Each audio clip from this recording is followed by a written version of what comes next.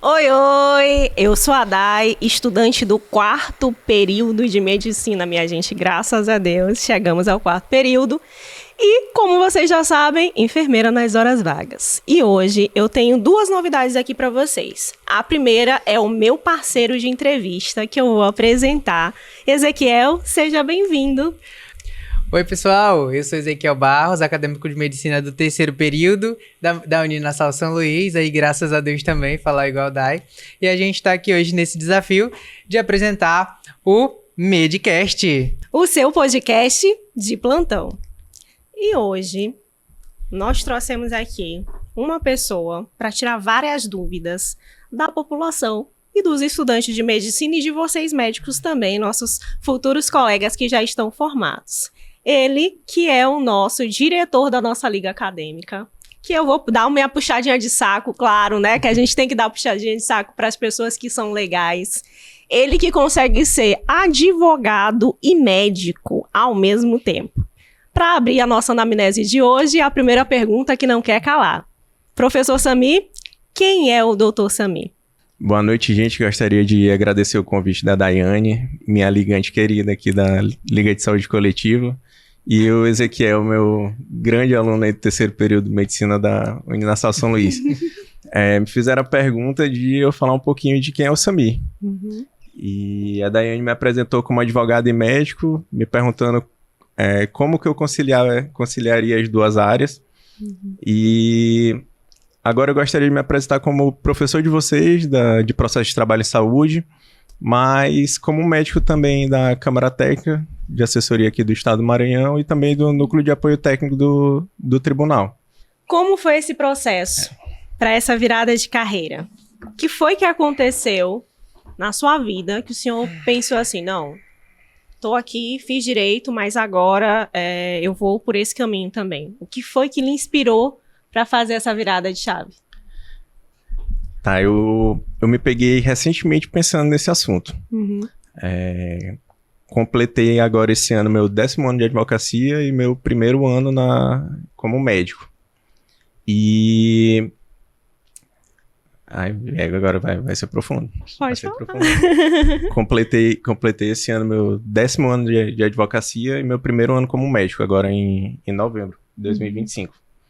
E as pessoas quando perguntam por que eu troquei de área, ou então por que eu escolhi a medicina depois de tanto tempo do direito, hoje eu vejo que realmente foi um processo de identificação. Uhum. Não só de uma mudança de área no âmbito profissional, mas naquilo que eu pensava em questão de propósito de vida. Uhum. Propósito de vida. Entrei na faculdade muito cedo, entrei com 16 anos no curso de Direito e saí com 21. Saí muito jovem, talvez sem tanta experiência de vida, mas com alguns exemplos que eu carregava no meu dia a dia. Meu avô médico, uma das minhas mães, eu digo que eu tenho 2 mães, médica também, pediatra, minhas tias médicas. A única referência que eu tinha no direito era minha irmã e a trajetória que eu comecei a cursar. Uhum. Optei ali antes da pandemia, 2019, por prestar o vestibular de medicina. Deus agraciou com a possibilidade de iniciar o curso. Com as devidas dificuldades que a gente vive, vocês sabem o que é viver o começo do curso de medicina. E acaba que eu tive que conciliar as 2 áreas, mas à medida que os 6 anos passaram da formação, eu fui me encontrando até que eu cheguei... E definitivamente é um processo de individuação. Um processo que eu percebi que as 2 áreas da minha vida coincidiam e formaram um perfil único e que hoje eu acredito que só eu estou vivendo esse sonho. Sim. Muito bem. Certo. E aí, para a gente já começar aqui a entrar, né, na nossa conversa, eu queria lhe perguntar primeiramente, vamos falar hoje mais focado no direito médico, né, na parte legal da medicina.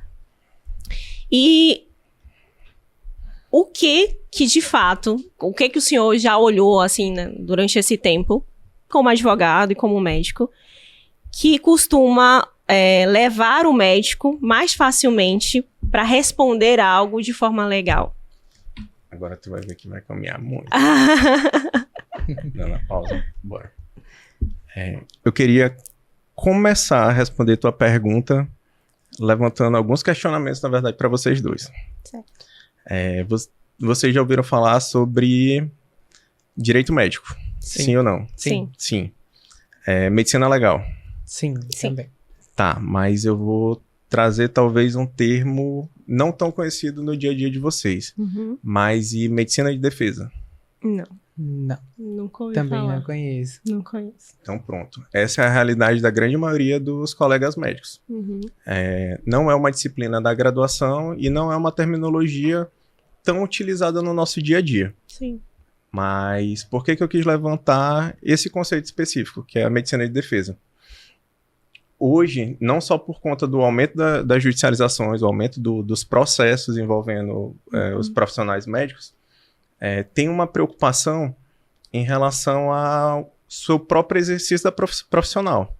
Existe essa preocupação com se eu estou exercendo a medicina da forma correta. Uhum. Não só sobre o viés científico, mas sobre o viés ético e profissional. Uhum.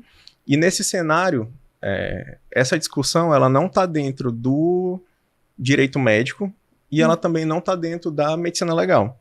A gente pode definir ela dentro da medicina de defesa, que seriam aqueles parâmetros, ou então as estratégias ali no nosso dia a dia profissional para realizar uma medicina com segurança e segurança também para o paciente. Uhum.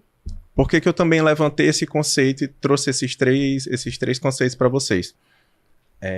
Quando a gente fala de direito médico, ou então quando a gente tenta procurar essa diferenciação para a medicina de defesa, a gente vê que o médico ele se preocupa muito em ser médico, em tratar o paciente, em viver, exercer a medicina, mas ele não se preocupa tanto com não a burocracia que envolve o ser médico, mas ele não se preocupa com aqueles outros fatores que são ligados à nossa profissão, mas que podem mudar totalmente o desfecho do teu exercício profissional. A gente fala muito hoje em dia em medicina baseada em evidência, mas a medicina baseada em evidência é um conceito novo, até dentro da graduação. Tem ali por volta de 40 anos no máximo que foi introduzido dentro da graduação, mas hoje a gente não consegue distinguir o que seria, o que talvez fosse uma medicina que não fosse baseada em evidência. Uhum. Por que eu estou levantando essa pauta para vocês? Hoje a gente tem uma formação que já é intrínseca a essa questão da evidência científica. Uhum. E pensar que em algum dia se existiu uma medicina que não estava baseada nas evidências científicas, é pensar que já existiu uma medicina sem metodologia. Uhum. Uma medicina sem padronização, uma medicina que poderia ser feita de qualquer forma. Uhum. Uma medicina que era única e exclusivamente baseada na experiência pessoal do profissional. Uma medicina empírica. Ah. Uma medicina empírica. Só que qual foi a consequência e por que isso levou à medicina baseada em evidência? E é justamente a questão do aumento não dos erros médicos, mas da judicialização, então do aumento da necessidade de uma padronização desse exercício da medicina.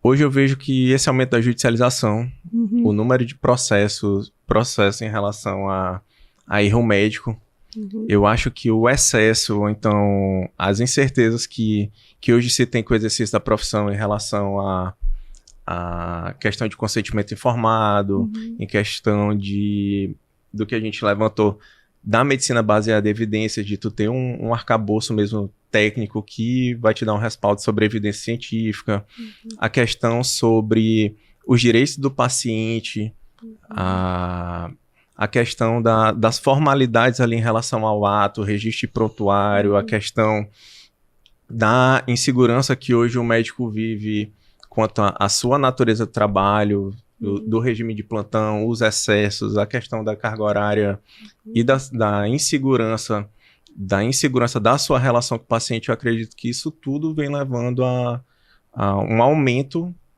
dos médicos procurarem os advogados hoje em dia. Tu acreditas que o paciente, dos vieses da medicina também são questões de trazer uma judicialização? Por exemplo, eu vou operar um paciente, sou cirurgião, opero um paciente, o objetivo é que ele fique bom, o objetivo é que eu consiga com aquela cirurgia o resultado esperado. Mas, os vieses, esse paciente pode morrer. Esse paciente pode não ter o resultado esperado. E esse resultado não esperado pelo paciente gera uma judicialização. Então, acredita-se que o problema também pode estar aqui, o paciente conhecer demais sobre o judicial e não conhecer dos vieses que a medicina pode ter. Nesse cenário, não tem como a gente não trazer à pauta a responsabilidade médica. E dentro do campo da responsabilidade médica, a gente consegue estruturar alguns cenários com base em determinados critérios. A gente vai trabalhar aqui em sim ou não. Primeiro ponto. Eu posso falar em responsabilidade médica em uma atuação de um profissional que agiu sem estar respaldado pela medicina baseada em evidência? Samir, que cenário seria esse? O paciente procurou, foi ser atendido com um sintoma gripal. Tu viu que ele não teria ali nenhum indício de gravidade. Uma gripe comum, autolimitada, ela teria um curso natural da doença, mas tu resolveu prescrever para ele 1 litro de água ao dia, para ele ingerir, 1 litro de água. A gente teria evidência científica para essa prescrição? Não. Água poderia causar um dano a ele? Em excesso, sim. 1 litro de água ao dia poderia causar um dano a ele? Não. 1 litro, não. 1 litro, não. Mas nossa conduta tá correta? Eu não causei um dano. Sim. Então, não maleficência. Perfeito, mas eu posso falar que eu não seria responsabilizado? Nossa. Entendeu? Um ponto. Por que eu levantei essa pauta? O primeiro grande sim ou não na nossa discussão sobre responsabilidade médica é falar sobre evidência. Então, assim, uma medicina que ela não está baseada em evidência, hoje em dia já é uma medicina que a gente pode defender que vai ser responsabilizada. Toda a conduta do médico hoje tem que ser baseada em evidência científica. É o primeiro ponto. Um segundo ponto que a gente pode conversar em relação à tua pergunta, Ezequiel, que é em relação aos vieses, é quanto ao dano. Se esse dano realmente aconteceu, se ele só foi um risco de dano. Então, assim, um paciente que ele não sofreu um dano, a tua conduta não levou a um dano, o médico vai ser responsabilizado? Sim, e até pelo benefício ele é responsabilizado, né? Não entendi. Até pelo benefício. Faz tua pergunta de novo. Bora. Um ato médico. Ato médico que não ocasionou um dano ao paciente. O médico pode ser responsabilizado? Não ocasionou dano. Não ocasionou dano. Mas também não ocasionou benefício. Exatamente. Sim.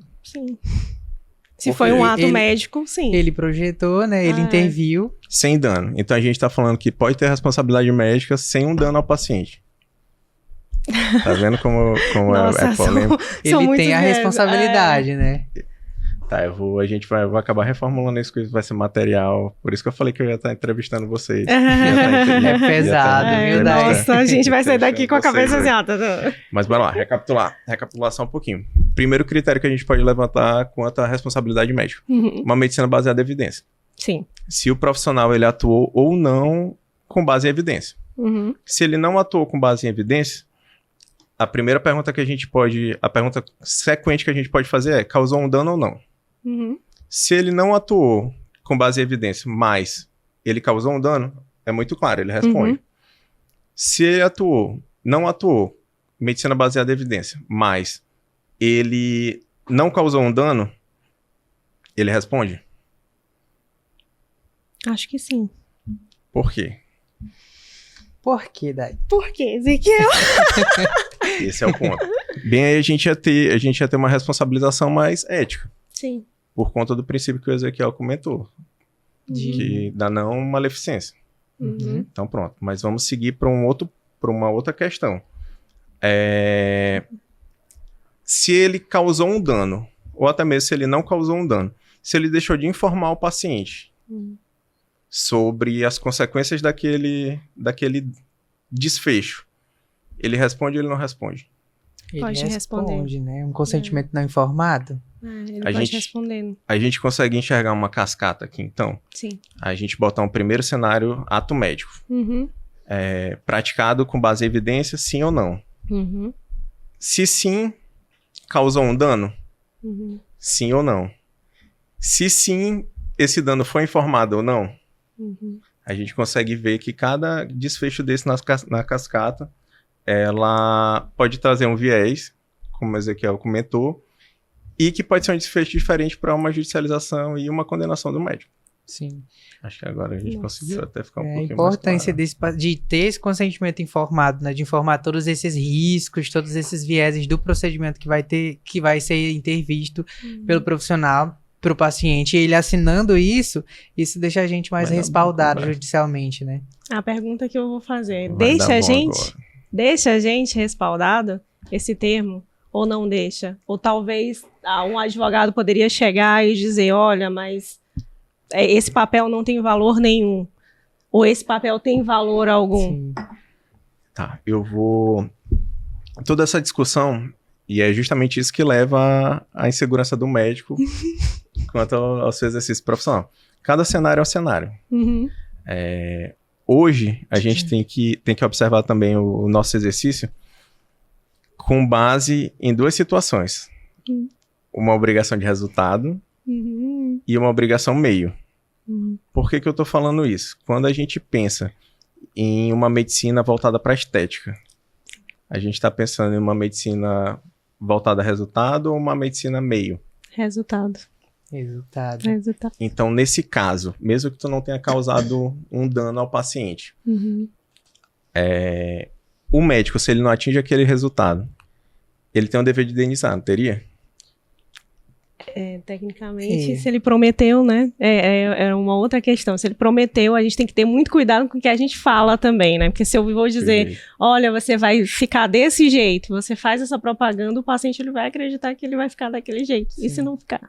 No pior é que eu já li um termo de consentimento informado de mamoplastia Uhum. e lá informa que tem o risco de rejeição, tem o risco de a mama não ter o resultado inicialmente requerido por essa paciente. Então, tem isso. Mesmo tendo isso, tendo dito lá que eu poderia não ter o resultado atingido, eu não vou estar respaldado? Dai, professor Nossa, Samir. que medo. Pois É bem, muito Eu acho que eu vou pesado sair compreender traumatizada. isso aqui, ó. eu vou piorar muito essa discussão da Estou gente cheio hoje. de interrogações aqui em cima. ó. Nossa. Esse é o papel do advogado e do médico também quando vai estudar medicina de defesa. Sim. Até saiu o nosso... Ixi, saiu. Qual era a pergunta mesmo aqui? Se o termo... o termo... Vamos pular No isso daí, termo porque isso é polêmico, informado, isso aí não... Ele apresenta que eu posso não ter esse resultado inicialmente Sim. requerido. Tá lá, descrito no termo da Sociedade Brasileira de Uhum. Plástica. Perfeito, só que qual a preocupação do profissional? É realmente ele conseguir comprovar que aquele termo foi explicado para o paciente, não foi só um papel que foi assinado sem ser lido. Sim. Ou então, o paciente ele não tem o dever de conhecer termo técnico. Ele não tem o dever de conhecer família das medicações. Uhum. Ele não tem o dever de conhecer os termos que são da nossa profissão, do nosso dia a dia. Então, o médico ele tem que ter o cuidado em explicar para o paciente, ele saber traduzir aquilo em um papel que um juiz ou então quem vai utilizar daquele material também consiga ler na mesma posição do paciente. E não como médico. Sim. É o caso de não usar, vamos, entre aspas, a mediquês, né? Do Sim, direito exatamente. a juridiquês, então a mediquês. Tem Usar uma linguagem que esse paciente entenda. Eu acho que isso é muito importante pra gente, Com né? certeza. Fazer com que esse paciente entenda o que vai ser proposto, o tratamento que para ele vai ser entregue. Eu acho que isso é importante. Sim, falar das implicações, né? Olha, isso aqui a ideia é ter como resultado isso aqui, mas pode acontecer isso. Eu lembro das aulas do professor Sérgio, Sim. que ele dá sobre ética médica, ele falou sobre isso, né? Que a gente tem que tomar muito cuidado no que a gente vai falar, no que a gente vai prometer para o paciente. Porque muitas vezes, e na maioria delas, a gente ainda vive isso hoje em dia, o médico ele é visto como um personagem extremamente importante na vida daquele paciente que está tendo expectativas, né, sobre a situação de saúde ou não dele. Então, a gente precisa entender qual é a figura que a gente tem também frente àquele paciente, né? Entender que ele está colocando em cima da gente, talvez, responsabilidades que a gente nem sabe, nem foi preparado para ter. Mas a gente tem que ter muito cuidado ali na forma como a gente vai lidar, né? O senhor estava falando, professor, a respeito, né, do resultado e do meio, né? Em relação... a gente estava, né, nessa conversa, né? Se eu prometo o resultado, eu preciso explicar que esse resultado muitas vezes não vai ser, pode acontecer de dar errado. Em relação ao meio? Boa pergunta. Mas, bora lá, tentar explicar um pouquinho melhor essa questão a discussão entre responsabilidade médica dentro do cenário Vou explicar um pouquinho melhor a responsabilidade médica dentro do cenário de uma atividade meio ou de uma atividade fim. Isso. E usar como parâmetro o que a gente tem. Vou usar como parâmetro as referências que a gente tem jurisprudenciais. Certo. Ponto. Hoje é bem claro a responsabilidade médica em questão de resultado dentro da estética. Uhum. A gente discutiu, a gente levantou essa pauta sobre a expectativa com o resultado e a não obtenção desse resultado. Uhum. E com a consequente judicialização. Mas dentro de uma atividade meio, a gente tem que observar que cada paciente é paciente. Uhum. E cada paciente responde de uma forma diferente a medicações, responde de uma forma diferente a terapêutica que tu vai empregar. Uhum. Então, o médico ele não tem como assegurar um resultado em uma atividade que é esperado só o meio. Uhum. Por que é interessante a gente levantar essa discussão? É a realidade dentro do serviço de urgência e emergência. Uhum. Dentro do serviço de urgência e emergência. A gente discutiu um pouquinho sobre medicina baseada em evidência. Ela vem justamente para mitigar isso. Hoje, falar de responsabilidade médica dentro da atividade de uma atividade meio,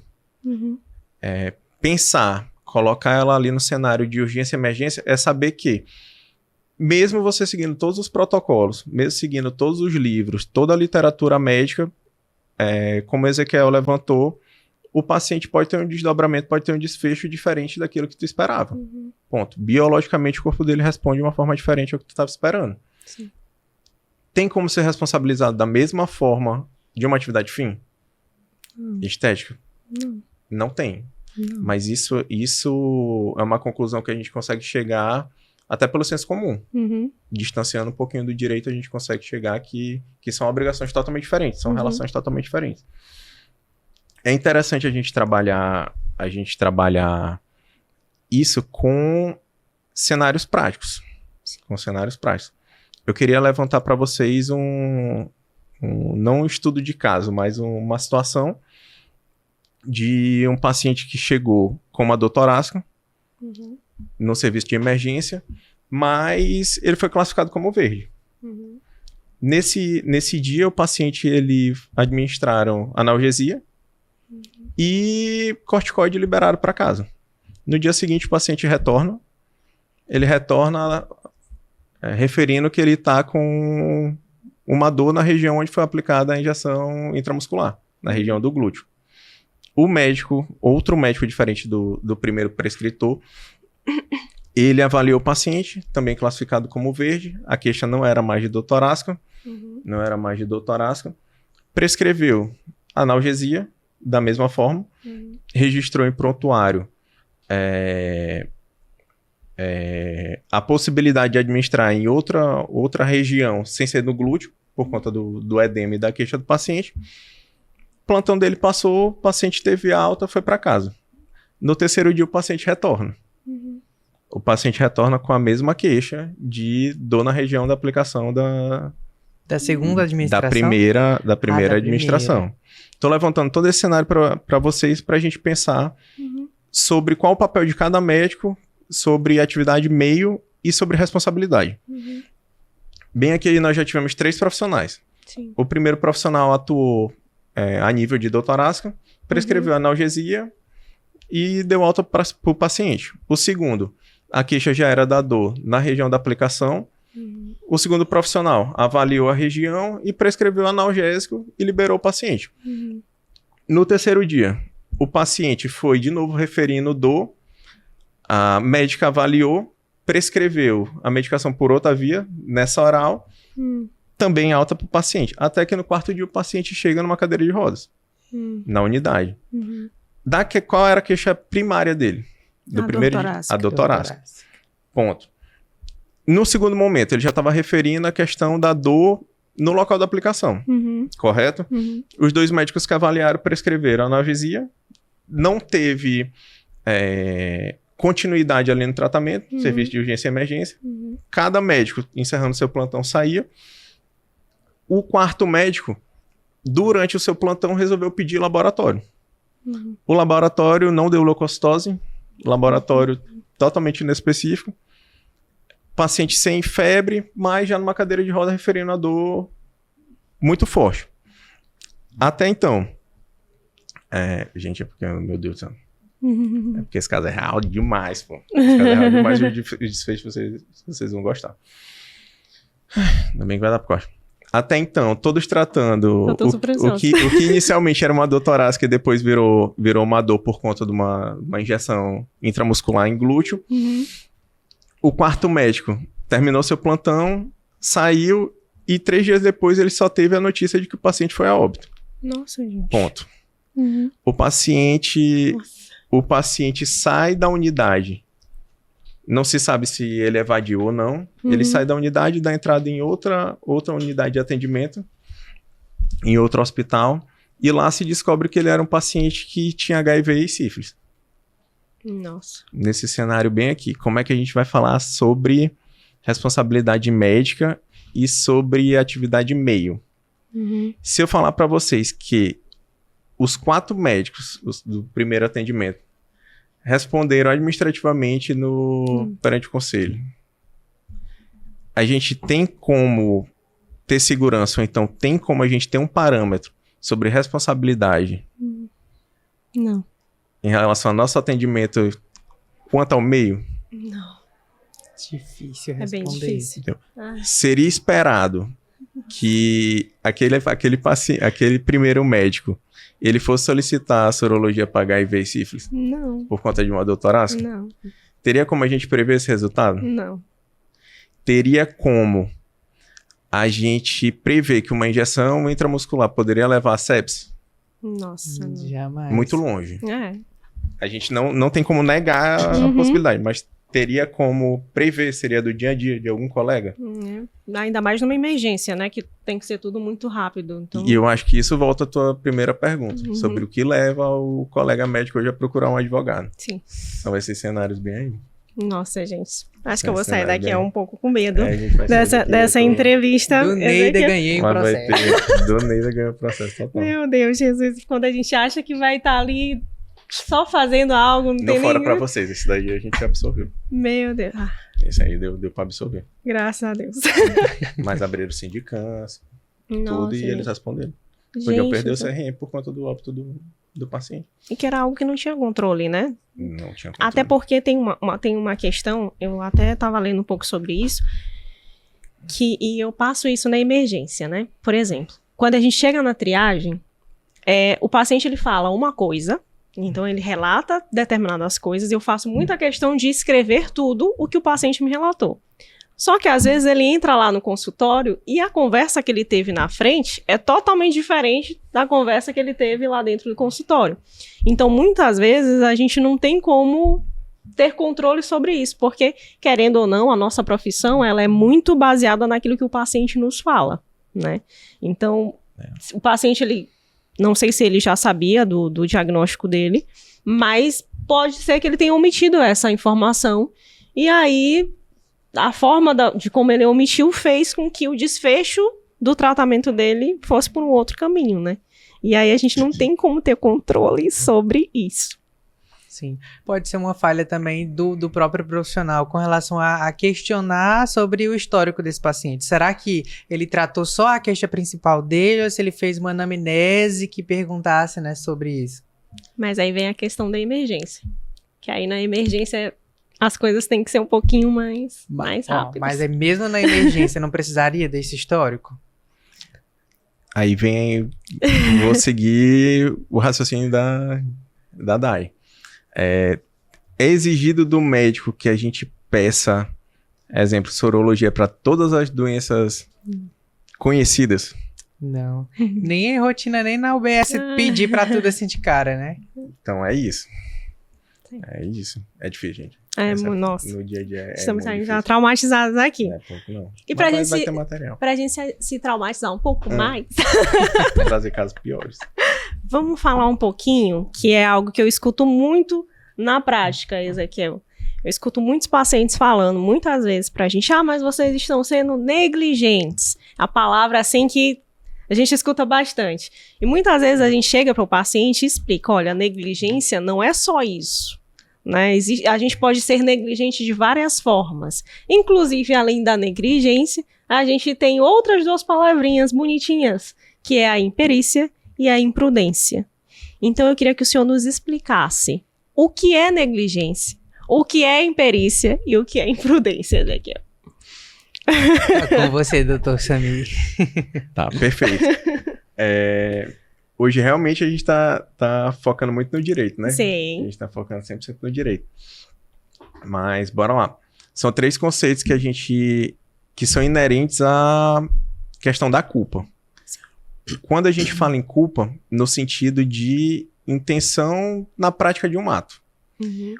Quando a pessoa tem a intenção na prática de um ato, a gente pode falar que ela agiu de forma dolosa. Sim. Quando essa pessoa, o profissional, não tem a intenção, a gente pode levantar que ela agiu de forma culposa. Uhum. E essas espécies de culpa, a culpa a gente pode entender como um gênero, e as espécies de culpa seriam a negligência, a imprudência e a imperícia. Mas vai ficar tudo muito claro. Tá. Trazer para o primeiro conceito, falar de imperícia. Uhum. Pela própria etiologia da palavra, a gente consegue ver. Imperícia é não ter perícia para algo. Sim. Deixar de aplicar a técnica correta para determinada situação. Uhum. O que a gente pode levantar como imperícia hoje? O ato médico, e essa é uma grande preocupação também, depois tu te forma, tu pode fazer qualquer coisa como médico. Praticar quase todos os atos médicos você poderia praticar. Salvo algumas exceções, você está apto a praticar todos os atos. Ponto. Então você poderia sair muito bem de uma sala de cirurgia, acabar de ter realizado uma neurocirurgia, como tirar um bicho de pé na sala ao lado. E aí levantei essa situação para falar de imperícia, por quê? Aquele médico generalista que ele pratica um ato de um especialista, mesmo se ele deixar de seguir algum dos passos, ele não tem a liberdade para inovar, ou então ele não tem a liberdade para fugir ali da literatura. Sim. Ele não teria. Por quê? Qualquer fuga disso, ele poderia responder por imperícia. Você deixar de empregar a técnica adequada na situação adequada. Que é uma situação muito diferente da imprudência. Na imprudência, a gente já está falando sobre o médico que ele agiu negligenciando algum dever de cuidado. Mas não foi só uma falha técnica. Ele não deixou de empregar a técnica. Ele agiu com um excesso. Aquele médico que confiou que não aconteceria um resultado, mas o resultado aconteceu. Ele agiu, então, de forma imprudente. Ele, não vou seccionar esse vaso aqui, porque, na verdade, vou fazer essa ressecção aqui, pensando que eu não vou atingir nenhum vaso. Sem ter o suporte, sem ter o instrumental depois para fazer a hemostasia daquele vaso. Acabou lesionando o vaso e, por conta disso, teve uma consequência que não era esperada. Sim. Então, pronto, aí a gente pode falar de imprudência. Bem diferente da imperícia. Quando a gente fala de negligência, já é num cenário que ele deixou de ter esse cuidado, mas ele não foi intencional, ou então ele não calculou aquela possibilidade. Ele agiu com essa falta do cuidado, mas deixou de se ter, não se passou pela cabeça dele que poderia acontecer o resultado. Então a gente consegue diferenciar bem esses 3 cenários com esses exemplos. Sim. Ficou claro? Ficou claro isso aqui. Ficou claro. A gente consegue, Eu vou lhe fazer uma outra pergunta. Por exemplo, já puxando aqui para uma outra linha. Quando a gente vai fazer atendimento, por exemplo, na emergência, né? Eu puxo muito para emergência porque hoje em dia é a minha realidade, né? E eu vejo muita coisa acontecendo na emergência e muitos questionamentos dos pacientes. E às vezes a gente fica até sem saber isso, de fato. Só que a gente deve agir desse jeito ou não deve agir? Por exemplo, trabalho num determinado local, nesse determinado local não tem o atendimento para determinada situação. Muitas vezes a gente chega, orienta o paciente, olha, aqui a gente não tem essa especialidade, o ideal seria que você fosse para tal lugar. E aí os pacientes muitas vezes nos dizem que a gente está sendo negligente. Doutor Samir, a gente está sendo negligente fazendo essa orientação? Olha, aqui a gente não tem essa especialidade, a gente não tem esse material. É melhor você ir direto para tal lugar, porque lá você já vai ser tratado de determinada forma. Desde que aquele paciente ele não esteja extremamente grave, que ele tenha essa condição de procurar esse outro local. A gente está sendo negligente? A gente está sendo imperito, imprudente? O que a gente está sendo nesse caso? Tá, boa pergunta. Muito boa pergunta mesmo. Primeiro, a gente tem que ter um pouquinho de conhecimento sobre a forma de prestação de serviço. E em relação à responsabilidade de cada unidade que a gente está trabalhando. Ponto. Por quê? Vou tentar levar para uma situação. Um local que não tem estrutura de UTI pediátrica. E chega um paciente pediátrico. Se esse paciente, ele tem um potencial de ser agravado, então tu vê que ele tem a necessidade de determinada tecnologia, a gente fala muito de tecnologia em níveis de atenção, né? Qual seria o nosso fluxo? Ao meu ver, fazer a admissão e depois dessa admissão fazer a regulação para o local correto, com a devida segurança do serviço. Igual tu comentou, na verdade, igual fez parte da tua pergunta. Se não for uma situação de urgência e emergência, né? Se não for uma situação ali de risco de vida. Numa situação de risco de vida, acredito que até é indiscutível a gente falar de ter que acolher o paciente. Mas nos outros cenários, o médico ele não pode se esquivar, se evar de atender o paciente. O ideal é realmente fazer a admissão do paciente e depois de feita a admissão, ter a devida regulação para a unidade adequada. Sim. Ponto. Entendeu? Tudo fora isso pode configurar qualquer uma das três condutas. Qualquer uma das 3 condutas. Se formalmente ele deu uma alta, a gente pode falar de imperícia. Se ele recomendou que o paciente saísse, exemplo, chegou numa ambulância, ele não vou aceitar aqui, ele vai da ambulância para outra unidade. A gente pode falar se ele acreditava que não ia acontecer nada com o paciente, de uma imprudência. Mas se não passou pela cabeça dele que essa possibilidade, a gente pode falar de negligência. Ficou claro? Sim, ficou claro. Ficou claro, me deu mais medo ainda, peraí. Tem que regular todo mundo. Nossa, gente, e é tão difícil no nosso sistema, e eu acho que isso a nível de Brasil mesmo, né? A gente conseguir fazer isso. E às vezes você colocar um paciente que você sabe que não tem um atendimento, aquele atendimento para dentro, nos dá um pouco de medo também. Um pouco de receio, porque aí você fica assim, eu vou fazer o quê aqui? Porque a gente sabe que a regulação, infelizmente, não é tão rápida por causa do fluxo. Seria impossível que fosse rápida no tamanho do país que a gente tem. Então, muitas vezes eu vejo, às vezes, os colegas assim, meu Deus, e agora? O que eu faço? Eu digo, vai para tal lugar ou não vai, por exemplo. Ortopedia. Chega um paciente que... Queda de moto. Acontece, né? Chega queda de moto. Nossa, mas a gente não tem a referência. Vamos tentar ir para tal lugar. Acho que a gente acaba ficando até nessa situação, né? Eu boto para dentro e espero... Ver o que acontece. Ver o que acontece, ou eu tento fazer com que esse paciente chegue lá. Tá com medo, Ezequiel? Eu estou. Eu acredito, uma proposta que a gente tem que falar também sobre a importância desse prontuário. Sim. Eu coloquei esse paciente para dentro para eu conseguir me respaldar. Então, Sim. ele veio só até a portaria e disse, eu não vou te atender, então você pode ir até outro determinado local. Aí ele vai ter mais condição de me culpar. Sim. Mas quando eu pego esse paciente, admito esse paciente e anoto em prontuário tudo isso que aconteceu e toda essa regulação, eu vou estar mais respaldado judicialmente. Então, doutor Sumi, qual é o peso desse prontuário pra gente enquanto defesa? Ou acusação, né? Porque tem isso também. Tem isso. Depois de hoje. Não, eu vejo o prontuário, o registro no prontuário não é só um direito do paciente, mas dever do médico. Uhum. Legal. A gente descumprir esse registro, ou então de qualquer ato, omitir qualquer ato médico dentro desse registro já é uma infração ética, mas pode ter consequência civil como criminal. Igual a gente levantou sobre toda outra discussão sobre negligência, perícia e imprudência. E hoje eu consigo enxergar que não querer fazer um registro em prontuário não querer fazer um registro em prontuário, na verdade, é assumir, o colega médico assumir uma responsabilidade muito maior do que deveria. Essa insegurança, muitas das vezes, vem por conta de uma cultura que é de acreditar que uma insegurança em relação à sua própria conduta médica. Entendeu?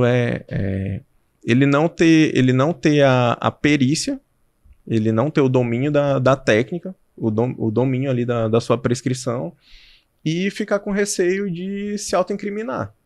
Sim. Entendeu? Então, eu não digo nem que é delicado, entendeu? É algo que a gente tem que lutar contra essa cultura e realmente realizar os registros. A gente tem que incentivar os colegas a se capacitarem cada vez mais e não acreditarem que deixar de registrar ou então deixar com esse seu dever ético não vai ter implicação. Certo. Agora eu tenho uma dúvida. Fala, Justamente da situação de emergência, né? Do ambiente de emergência. Qual é o peso ou como se aplica a prescrição oral? Prescrevi oral, prescrevi errado, o paciente morreu. E aí, como é que eles vão me culpar, sendo que eu não anotei? Quando que eu vou anotar isso? Tenho que anotar essa prescrição oral? A equipe de enfermagem deve obrigatoriamente fazer só com essa prescrição oral para esse paciente na emergência? Vou puxar a sardinha aqui pro meu lado. Acredito. Santos enfermeiros. Acredito que sim, mas eu quero ouvir você. Não, eu fiquei um pouco na dúvida quanto à pergunta. Porque assim, só recapitulando. Todo ato médico tem que ser registrado em prontuário. A prescrição é um ato médico e tem que ser feito registro. Sim. Ponto. Independente da via de administração daquela medicação, você prescrever, isso eu acho que a gente já não tem mais essa dúvida. Em relação ao desfecho, eu acredito que não muda a forma de a gente enxergar o caso em relação à via de administração que a gente optou a nossa conduta. Seja oral, intramuscular. Não, no caso da prescrição oral só falada, ao invés de anotada. Não, é totalmente contrária ao Código de Ética Médica. É infração disciplinar gritante. Aí a pergunta que eu vou lhe fazer aqui não é da medicina, mas é para puxar a sardinha aqui pro meu lado também, né? Nossa equipe. A equipe multidisciplinar. Doutor. É certo o enfermeiro chegar e dizer assim, doutor, eu entendi o que o senhor prescreveu, mas anote. É certo isso? Porque muitas vezes isso acontece. Eu vou lhe falar que isso que o Ezequiel tá dizendo, isso acontece muito na realidade. Então, às vezes, a gente escuta o médico falar, os nossos futuros colegas falarem, faz isso, isso, isso e isso. E aí a gente dá aquela respirada, eu sempre faço isso, porque eu sei que é um respaldo não só para mim, para minha equipe, mas também para o próprio médico. E muitas vezes eu chego assim, certo, doutor, eu entendi, mas escreva. escreva. E aí o médico vai lá e escreve. Porque muitas vezes os colegas acabam falando isso, né? Não, faz e depois eu escrevo. Queria que o senhor explicasse para os nossos colegas. Justo. Que esse ponto, né? Essa prática, a gente entende numa parada cardíaca. Numa parada cardíaca, a gente segue um protocolo que a gente faz no protocolo. Olha, tanto de adrenalina. E o enfermeiro vai lá e repete. Doutor, eu estou fazendo... Isso é um protocolo, certo? Mas em outras situações, a gente precisa desse registro. Tanto para respaldar a equipe de enfermagem, quanto para respaldar o próprio médico. E acontece na realidade, doutor Samir. E falo porque é a minha prática. Eu já ouvi muito isso acontecer. Então, bora lá. É porque eu ia vir de trás pra frente agora. Não tem problema. Pode ir de trás pra frente, frente pra trás. Mas eu não vou fazer isso, não. Primeiro, igual tu falou, que vocês puxaram a sardinha pro lado de vocês, mas eu vou puxar a sardinha também agora pro meu lado. Eu ministro a disciplina de processo de trabalho e saúde. E dentro dessa disciplina, muito do que a gente conversa é sobre a comunicação entre os diversos profissionais dentro do processo de saúde, de cuidar do paciente. Essa forma de comunicação, em regra, é errada. Só por via oral ali, falada. Tudo realmente deve ser... As prescrições devem ser registradas no prontuário. O prontuário, seja ele eletrônico ou então físico, mas é um documento e ele existe. Então, qualquer alteração, seja da via de administração. Uma dipirona que tu ia fazer IM, ia fazer EV, tu mudou para oral, não pode ser de boca. Não pode ser de boca. Tudo tem que constar no prontuário. Mas eu vou puxar uma outra pauta que tu levantou, em relação a protocolos que requerem mais agilidade. Tu levantou a situação como se aquele protocolo, aquele ato, por conta da velocidade, por conta do ser falado, não fosse necessário que posteriormente ele fosse registrado. Tem que ser registrado. Então, nesse caso, a gente vê que o registro vai ser feito. Sim. O registro vai ser feito. Sim. Cuidados que a gente sempre vai ter que levantar. Se realmente o registro foi feito com veracidade. Se aquilo que o colega médico orientou que fosse feito, realmente é aquilo que ele registrou no prontuário. Esse é um ponto. Isso falando em questão de segurança do paciente. Sim. Da mesma forma, como nós temos o cuidado de observar se a prescrição do colega médico, na prática, ela foi realizada, foi administrada conforme a conduta dele. Por exemplo, ele prescreveu IM, mas por algum motivo, outro profissional de saúde prescrever o EV, porque é mais da prática dele. Ou então, ali dentro do contexto da pediatria, que acontece muito.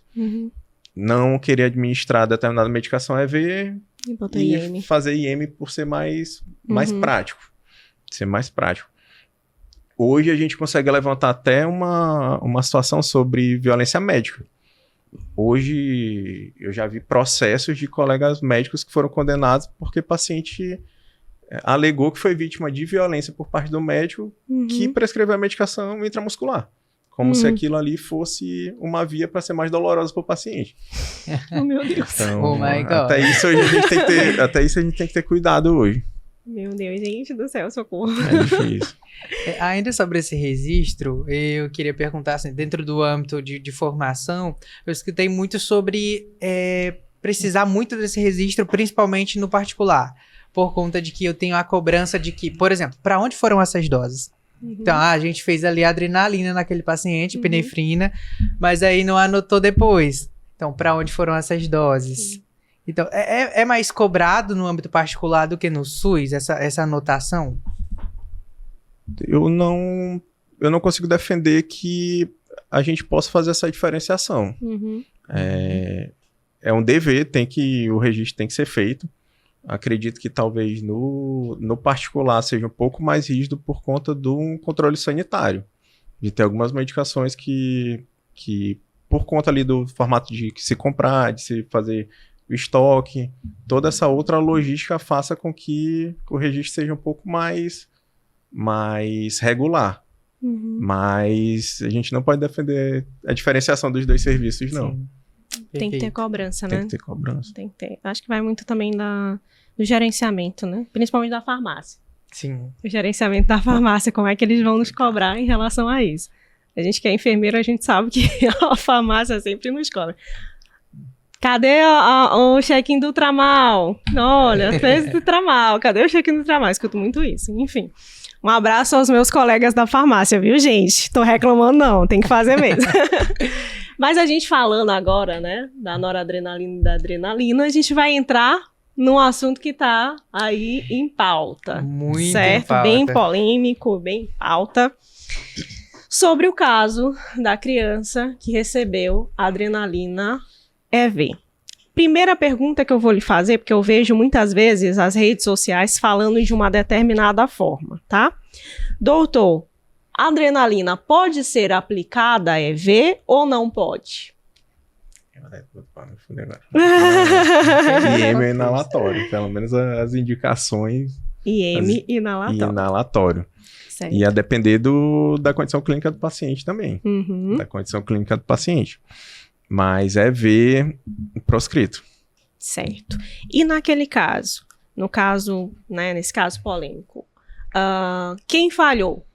A gente sabe a resposta, né? Que as pessoas acham que a falha foi só uma, né? Ao meu ver, como eu defendo muito a equipe multidisciplinar, eu acho que foi uma cascata de falhas, certo? Mas quem errou? Poderia ter sido evitado? Não poderia? O que poderia ter acontecido ali para que aquela situação não chegasse àquele fim? Para que aquela medicação não chegasse até aquele menino? Tá, bora lá. Apontar quem errou é extremamente complexo. Uhum. Extremamente complexo, até porque acredito que ainda vai passar por todo um processo, toda uma investigação, mas nessa nossa conversa é interessante eu levantar para vocês como se investiga. Uhum. E desmistificar também um termo que traz muita preocupação para o médico. Vocês já ouviram falar sobre erro médico, não já? Já. Sim. Mas se eu falar que hoje é uma nomenclatura errada, vocês discordariam? Vocês concordariam? Depende da explicação. Depende da explicação. Nos conte. Hoje o que acontece? Na verdade, hoje não, mas culturalmente se adotou essa questão do erro médico para qualquer evento que acontecesse em saúde. Uhum. Então, hoje a gente trabalha muito com um protocolo, que o nome é Protocolo de Londres. Ele não muda essa definição, mas ele levantou uma definição melhor para o que a gente vinha chamando como erro médico todo o tempo, que é para eventos adversos em saúde.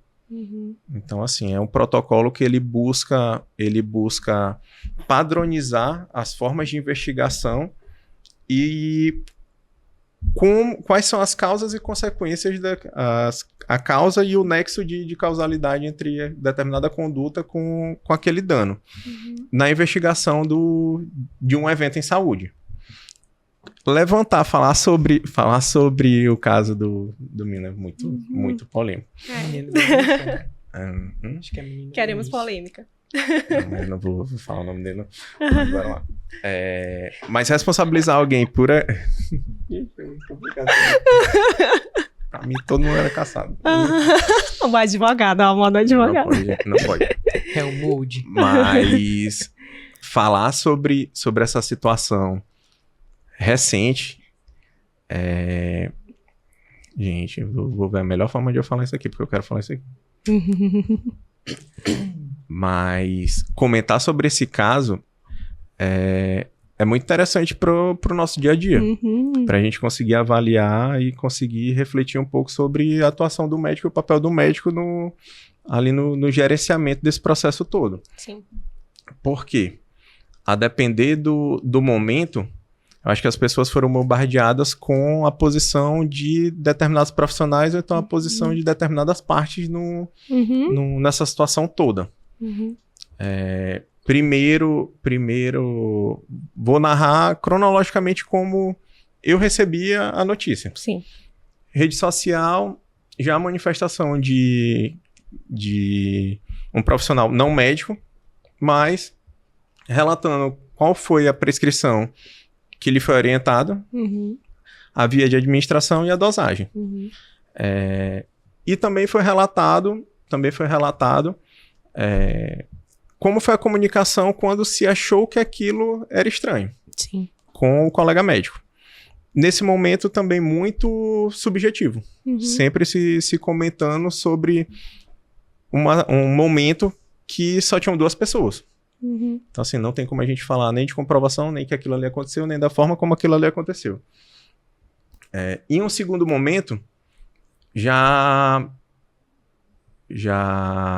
a notícia que chegou, a matéria que chegou ao meu conhecimento, já foi o posicionamento do advogado. E nessa parte eu achei bem interessante. Por quê? Nesse caso, ele levantou que teve um intervalo de, salvo engano, 6 horas entre a prescrição e o evento danoso. No caso, o óbito do jovem. E eu percebi pelo discurso dele que ele tenta quebrar esse nexo de causalidade. Ele tenta quebrar ali a relação entre a prescrição e o que efetivamente aconteceu.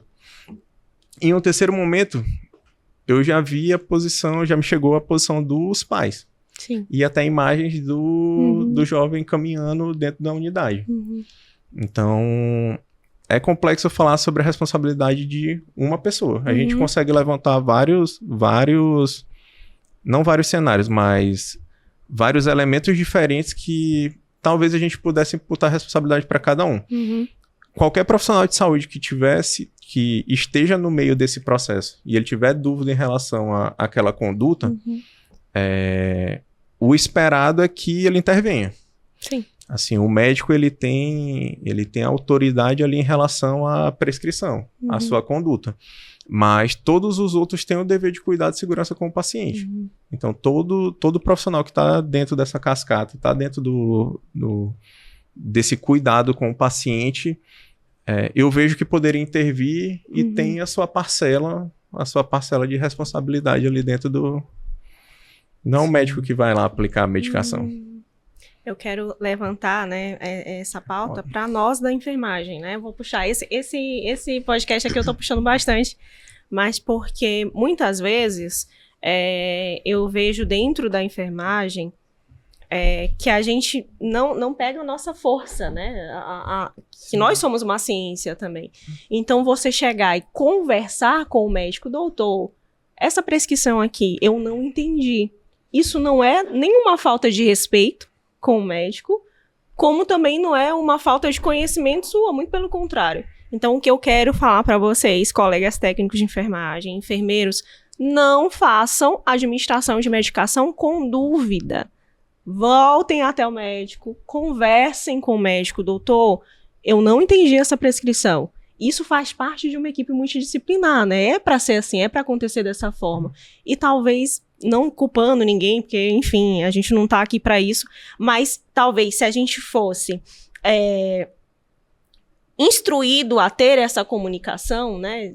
Se tivesse o costume de ter essa comunicação entre equipe, a gente conseguiria impedir que vários danos chegassem até o paciente. Então, é algo que, por exemplo, quando eu vejo alguma medicação que eu vejo que alguém da minha equipe tem alguma dúvida, eu volto até o médico e pergunto. Questiono, não a conduta, mas, doutor, eu não entendi. A gente está com dúvida nisso aqui. É para fazer de que forma?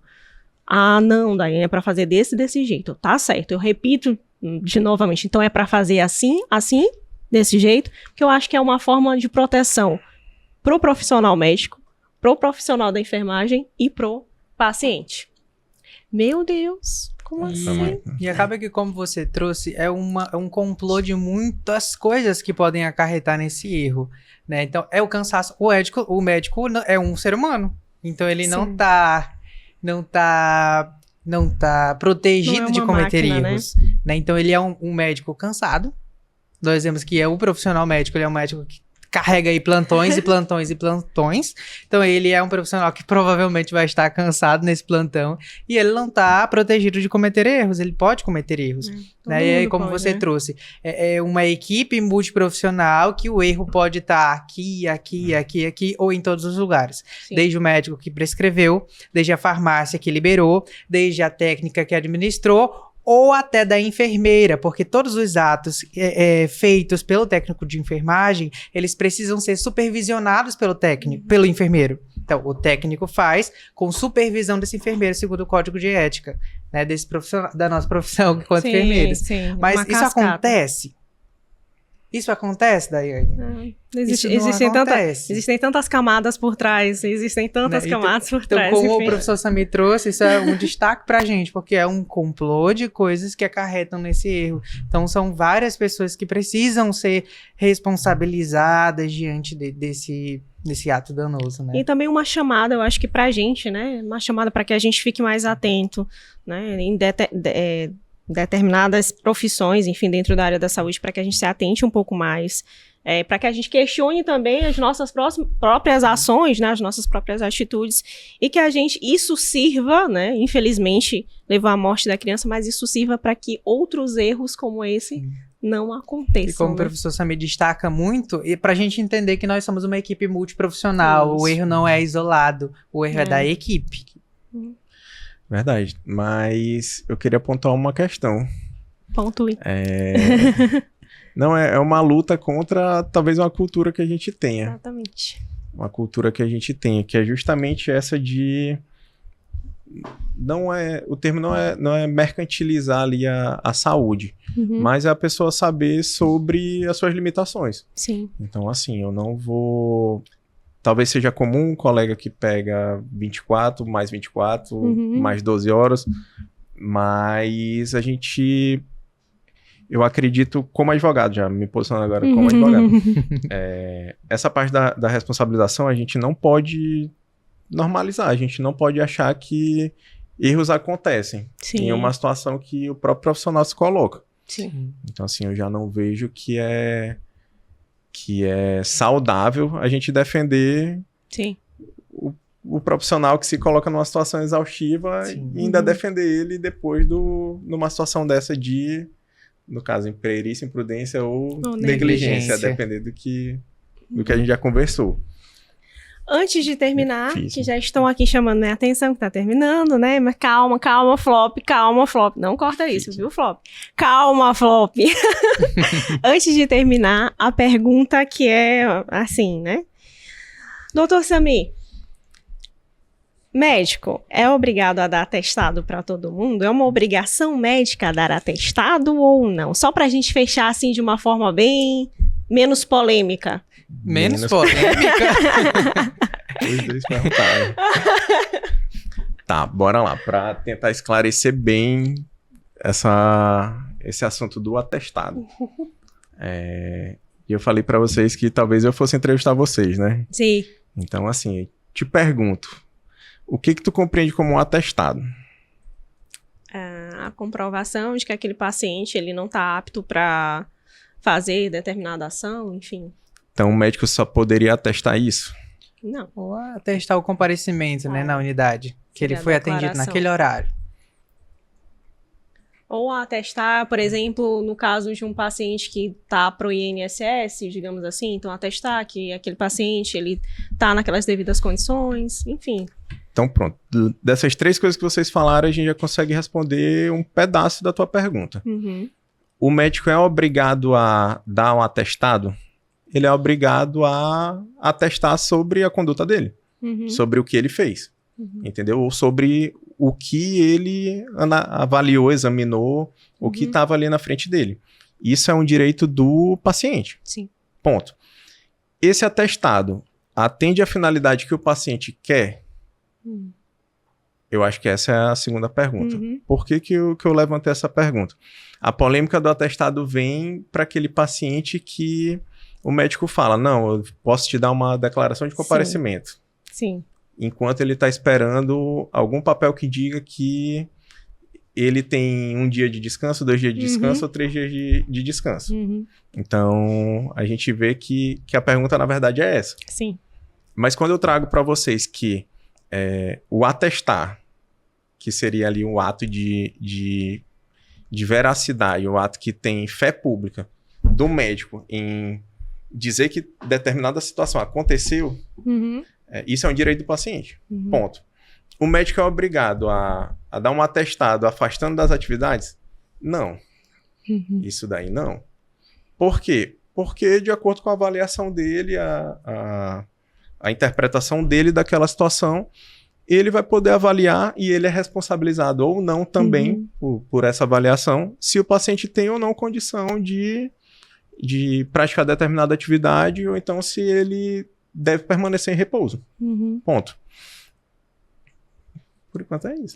Então, nós podemos, na nossa prática, né, que a gente tinha aprendido, eu posso dar a declaração de comparecimento, que aquilo ali é meio que nossa obrigação, né? Dar a declaração de que aquele paciente ele compareceu ali naquele horário. Agora, o atestado já é algo um pouco mais além, né? Tá, o que eu quis trazer, vou tentar trazer em outras palavras. O atestado a gente tem que olhar como um documento médico, ponto. Que vai traduzir alguma situação, ponto. Uma declaração de comparecimento é um ato médico? A gente pode ler como um ato administrativo? Pode. Um ato administrativo. Um ato administrativo? Pode. Vários profissionais podem dar.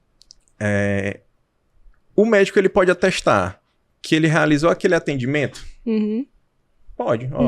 Ateste para os devidos fins que no dia tal atendi, ou então o paciente compareceu à consulta, ponto. Sim.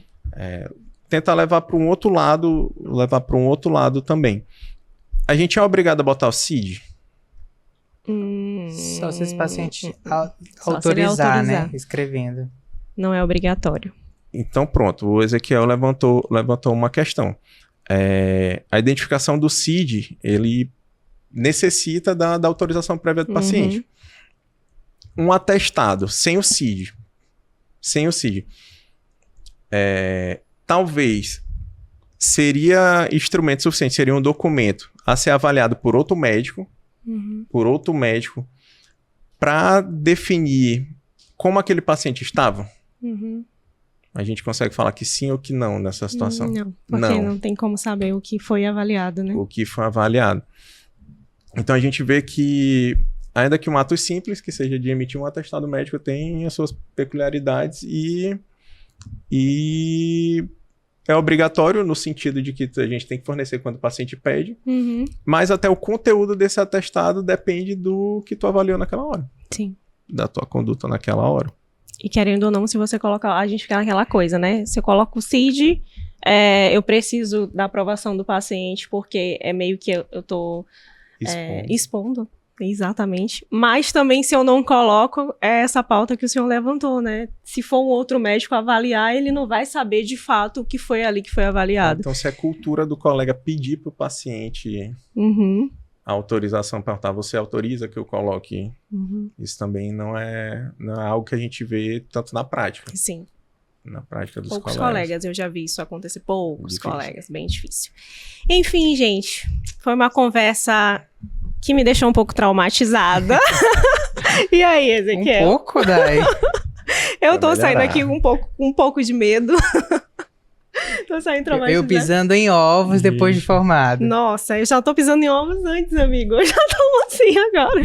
Na prática, já estamos assim. Mas a pergunta que não quer calar, Ezequiel. Teu primeiro episódio do podcast. O que você achou? Você gostou? Fiquei apaixonado aqui. Sou fã do nosso entrevistado aqui, o professor Dr. Samir Waki. Né? Então é uma honra estar aqui entrevistando. Já fiquei nervoso por ser a primeira vez. E nervoso né, entrevistando aqui esse grande nome da medicina maranhense. Meu Deus. Mas foi incrível. Obrigado pela oportunidade, Dai. Obrigado pela oportunidade, Uninasal São Luís. Professor Samir, foi um prazer estar aqui com o senhor. Oi, gente, obrigado. E a pergunta final. E aí, doutor Samir, o que o senhor tem para nos falar depois de tanto trauma que o senhor causou na cabeça desses humildes estudantes?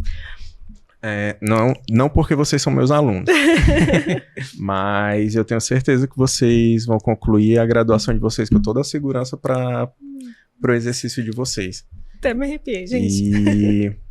Mas assim, hoje eu carrego comigo que a medicina, ela é intimamente ligada com o teu senso de responsabilidade. Hoje a gente tem que reconhecer que você só pode assumir os compromissos que tu sente que tu é responsável para cumprir. Sim. o erro de grande parte dos colegas é assumir responsabilidades que não tem ainda ali a perícia. Mas não quero que termine o podcast de hoje com nenhum medo, nenhum receio. Muito pelo contrário, hoje foi um dia para a gente esclarecer aí, tirar algumas dúvidas sobre a interseção aí dessas duas áreas. E é isso, gente. Muito obrigado pelo convite, por estar aqui à disposição. E eu preciso avisar vocês que esse é o último episódio dessa temporada.